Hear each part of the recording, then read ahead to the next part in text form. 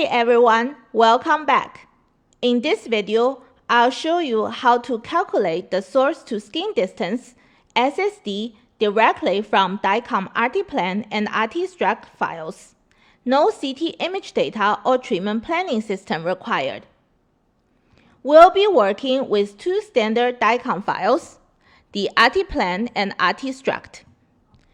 The RTPLAN contains the beam geometry such as isocenter coordinates, source to axis distance, gantry angle, and couch rotation, which together define the true 3D beam direction. RTSTRUCT includes 3D contour points for the patient's body surface. How is the SSD computed?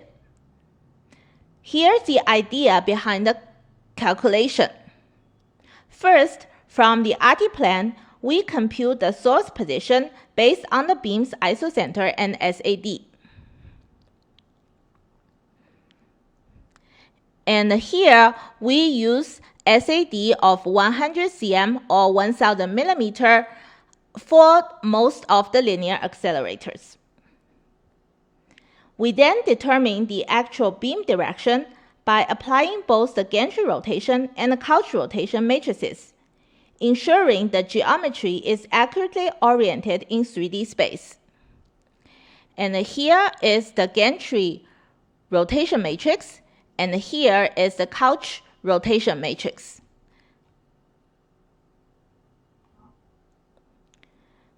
Third, we trace backward along the central axis for each beam from the isocenter toward the source. We then find where this axis intersects the patient's body contour points from the RT structure set. And the shortest distance between the source and the skin intersection point is the SSD.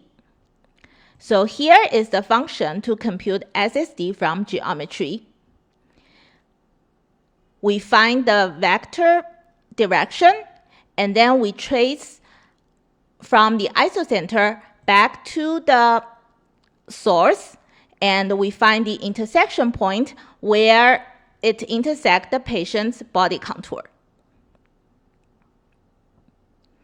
Because RTSTRUCT data is discrete and not voxel-based, we apply a 2 mm search radius around the beam axis to detect points that lie close to the central ray. So here is the radius of 2 mm defined. This ensures we don't miss valid contour intersections even when the contour sampling is sparse. So now let's run it. And I have a RTSTRUCT and RTPLAN file in a folder.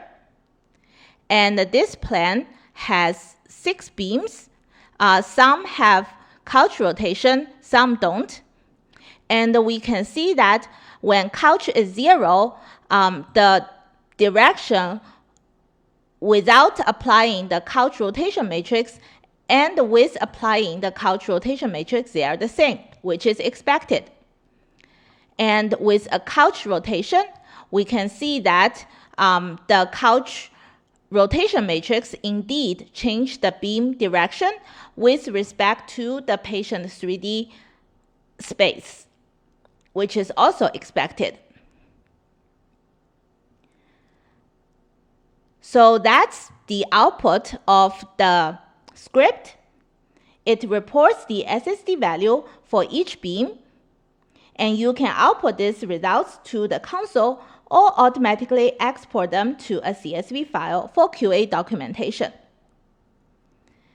This method provides a fast, fully DICOM-based way to compute SSD, which is ideal for automation, QA pipelines, or TPS independent plan verification. The script automatically accounts for both gantry and couch rotations, so your SSD values remain geometrically accurate for any treatment setup. I'll link the Python script in the description. Feel free to try it out, modify it for your own workflows, and share your results. Thanks for watching. Don't forget to like and subscribe for more DICOM and automation tutorials. See you next time. Bye.